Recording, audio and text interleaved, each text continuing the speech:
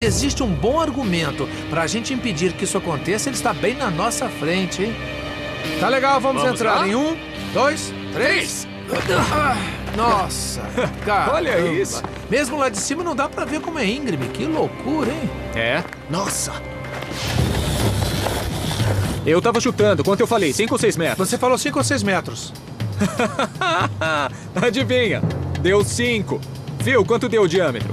19 metros. É basicamente o que a gente previu. E apesar de todo o poder e de toda a devastação, essa cratera foi criada por um objeto que, se fosse um asteroide, seria desse tamanho aqui. Incrivelmente, um objeto do tamanho de uma bola de praia poderia ter aberto essa cratera.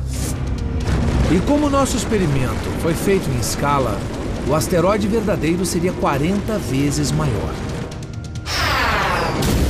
E a nossa cratera, na vida real, teria 800 metros de diâmetro com 200 metros de profundidade. Boa parte de Sydney seria devastada. Até agora, nós demonstramos o potencial destrutivo de um impacto de asteroide. Agora vamos examinar a pergunta óbvia. Nós estamos em perigo iminente? Asteroides e cometas são fragmentos restantes da formação do Sistema Solar que aconteceu há 4 bilhões e meio de anos. E todos eles continuam flutuando por aí. E a Terra se choca com eles. São 100 toneladas de material por noite. É o bastante para encher um prédio de 10 andares a cada mês.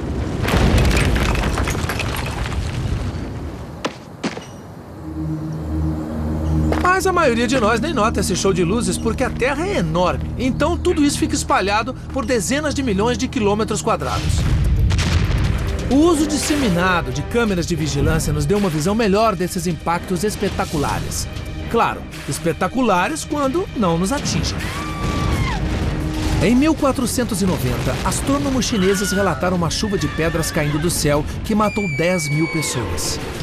464 anos depois, temos o primeiro relato confirmado de um ser humano atingido por um meteorito. Uma rocha um pouco maior que uma laranja atravessou o telhado da casa de Anne Rogers. Incrivelmente, ela escapou apenas com hematoma na perna. Mas as probabilidades são contra nós. De séculos em séculos, nós somos atingidos por alguma coisa bem grande, do tamanho de um campo de futebol. Certamente grande o bastante para destruir uma cidade. Mas o que me dá pesadelos e me assusta de verdade são os asteroides que podem causar o que os cientistas chamam de evento de extinção em massa. Esqueça a maquete de Sydney. Estamos falando de um asteroide grande o bastante para acabar com todos nós. Acha que isso é impossível? Está enganado. Essa encosta é uma linha do tempo da história da Terra. Vou mostrar uma coisa legal para vocês. Vem comigo.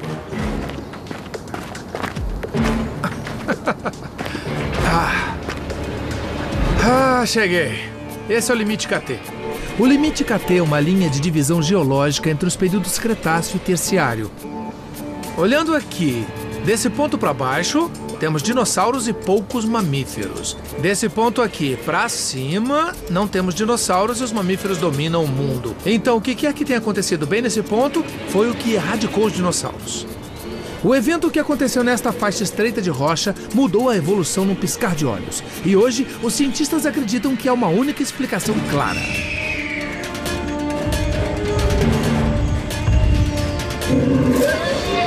Há 65 milhões de anos atrás, um asteroide de quase 10 quilômetros de extensão atingiu o que hoje é o Chicxulub, no México, perto da península de Yucatán. Ele era tão grande que quando sua base atingiu a crosta terrestre, o topo do asteroide ainda estava fora da atmosfera terrestre. Se todas as armas nucleares da Terra fossem detonadas simultaneamente, o impacto que matou os dinossauros ainda seria 1 milhão de vezes mais poderoso. O mundo foi incinerado. E os dinossauros, junto com a maioria das espécies da Terra, foram extintos. No limite KT, encontramos diversas evidências que sustentam a teoria do asteroide. Para começar, ela contém uma quantidade relativamente grande de irídio, um elemento que é raro na Terra, mas muito comum em asteroides. Também encontramos microtectitos, pequenas esferas de vidro.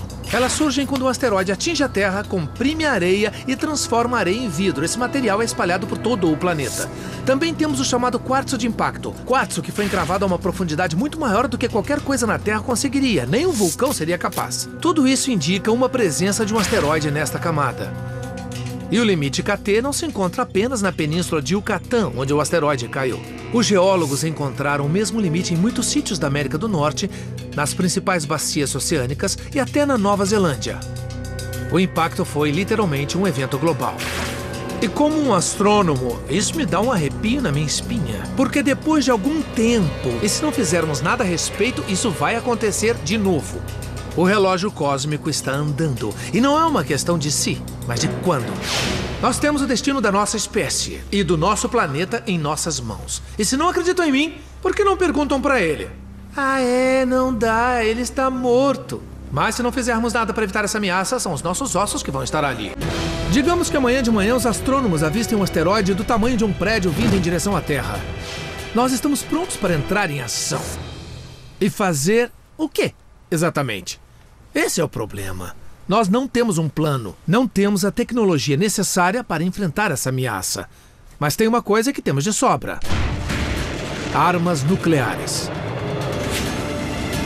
Tudo o que a maioria das pessoas sabe sobre parar um asteroide é o que o cinema já inventou. Você sabe, astronautas corajosos plantam uma bomba no asteroide e ele explode em pedaços. Mas isso funcionaria? É possível destruir um asteroide com uma arma nuclear? Bom, vamos descobrir. Eu estou de volta à área de testes do EMRTC com Dan Durden. Dan é o principal especialista na chamada mitigação de asteroides, a ciência que visa evitar a colisão com asteroides. Eles se encaixam em 4 categorias básicas. Temos o poroso, o rochoso, o férreo e a pilha de escombros, que é um conjunto de rochas. E hoje, eu e Dan vamos testar o que aconteceria com cada um deles se fossem atingidos por um míssil nuclear. É com essa arma que vamos atirar nos pequenos asteroides. É um canhão de 40 milímetros. Nossa, parece que ele saiu de um tanque. É, mais ou menos isso. Este é o nosso asteroide poroso, nosso dublê. Um pedaço de arenito. O próximo passo é atingi-lo com um projétil e ver o que acontece. Essa aqui é a nossa arma nuclear. É minúscula. Isso é apenas um teste e não há nada de nuclear nesta bala. Estamos apenas usando a bala para simular uma bomba de vários megatons e a rocha como substituta para um asteroide poroso. Obrigado.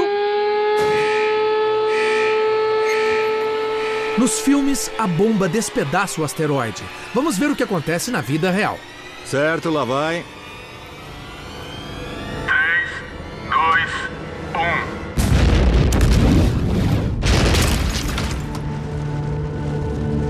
1. O que acabou de acontecer? A sua arma nuclear fez um belo estrago no asteroide. Caramba. Sobraram uns pedaços grandes, um pedaço grande, 2 rachados e um monte de estilhaços. Agora, imagine esta rocha, só que 2000 vezes maior. Nós a atingimos com uma bomba e a quebramos no meio. Agora, em vez de um grande asteroide vindo em nossa direção, nós temos 2, além de uma chuva de milhares de fragmentos. É um desastre global. Se esta fosse uma tentativa real de mitigação num asteroide real, eu chamaria de um grande desastre. Eu Concorda também. comigo? Isso foi um fracasso épico, não é um bom plano. Não é um bom plano. Nota F. Fracasso épico. Bom, agora temos que tentar com o mais sólido. Vamos pegar outro. Isso, sim, é uma pedra. É um pedaço de basalto. Muitos asteroides passam por nós o tempo todo, mas que porcentagem deles é desse jeito? Cerca de metade é de rochas densas como Então, essa. se tivermos que impedir um, há uma chance de 50% de ser um desses? É. Então vamos detonar. 3, 2, 1. Aí sim. Eu adoro destruição. Anda, você tem que acompanhar. Isso é física de asteroides, o tempo é fundamental. A gente tá salvando o planeta. É isso aí. Eu achei que isso fosse rachar no meio. Não. Dá pra ver que é uma rocha mais sólida e o dano foi bem menor. O asteroide ficou basicamente intacto. Esses pedaços teriam uns 200 metros. Isso ainda é ruim. É muito ruim. Míssil no asteroide rochoso? Poucos danos, mas fragmentos letais. Eu vou levar uns pedaços de lembrança. Nota D-. E aí, qual é o próximo? O asteroide de níquel e ferro. Sua massa é tão densa que até um pequeno meteorito pode causar danos enormes. É difícil de imaginar, mas isso é uma tonelada de aço. E 7% dos asteroides são desse jeito, 1 em cada 15. Então vamos experimentar. 3, 2, 1. Vamos ver o que temos. Nossa! Dá uma olhada, ele absorveu muito bem o impacto. A boa notícia sobre o asteroide férreo, nada de estilhaços. A má notícia, a bala não causou nenhum dano. Ou seja, se a ameaça fosse um desses, Seria difícil atingi-lo com qualquer coisa que pudesse fazer diferença. Nota D+, dano mínimo. Ainda temos um último tipo de asteroide para testar, a pilha de escombros. Uma pilha de escombros é um asteroide que foi atingido tantas vezes por outros asteroides que se tornou apenas uma coleção de fragmentos quebrados unidos por sua própria gravidade. Eles orbitam uns aos outros. O que temos aqui é um saco de pedras, mas ele vai servir de modelo para o nosso asteroide fragmentado. Para a esquerda. Isso, bem aí. Nesse caso, esse saco de lona é a gravidade que une as rochas. Quando a bala atingir o saco bem aqui, eu acho que em vez dessa coisa explodir, a gente só vai ver um furo aqui e o resto do impacto vai ser absorvido. Eu acho que tem razão. Lá vai, Eu quero só ver agora. 2,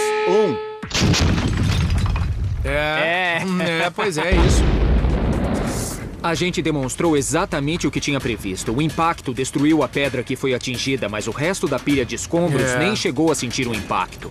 Provavelmente uma pilha de escombros simplesmente absorveria uma detonação nuclear. Seria como disparar uma arma de chumbinho contra uma pilha de areia. Nota F, sem efeito. Parece que usar armas nucleares é arriscado e imprevisível, e seria melhor empregá-las como último recurso contra um asteroide que esteja em rota de colisão com a Terra. Mas, ao contrário do que acontece nos filmes, é bem provável que não dê certo. Lembre-se que é Hollywood. É só um filme. Mas aprendemos o seguinte: se quisermos usar uma arma nuclear contra um asteroide, temos que saber com antecedência do que ele é feito. Isso é possível, mas claro, podemos descobrir muito sobre o que há lá em cima estudando o que já temos aqui embaixo. E é por isso que eu estou a caminho do Laboratório de Meteorítica da Universidade do Novo México, em Albuquerque, para ver o que os meteoritos podem nos ensinar. Bem-vindo. Oi, Adrian. Por 8 anos, o professor Adrian Brierley foi o curador de uma das mais abrangentes coleções de meteoritos do mundo. Nossa. É uma espécie de templo dos materiais extraterrestres. Nossa, que fantástico. Eu vou levar um desse, 2 daqueles. Esse ficaria ótimo na minha estante. Esse é o maior meteorito rochoso que eu já vi. Ele foi encontrado no Kansas em 1948 e abriu um buraco de 3 metros. Isso é metade do meteorito Navarro de Ferro. É puro metal. Esse se dividiu e caiu na União Soviética em 1947. É uma coleção incrível. Mas eu não vim até aqui para admirar rochas. Estes meteoritos são prova da frequência com que somos atingidos por eles. Então é melhor começarmos a descobrir como detê-los agora. Se realmente quisermos saber como salvar o planeta, nós temos que entender a estrutura interna dessas coisas. O que eu tenho aqui é uma fatia do famoso meteorito Allende, que caiu em 1969 no México. Quando você vai bater em alguma coisa com um martelo, ou, no nosso caso, jogar uma bomba, é bom saber do que o seu alvo é feito. Primeiro, nós cortamos gentilmente uma fatia de meteorito e a colocamos no microscópio eletrônico.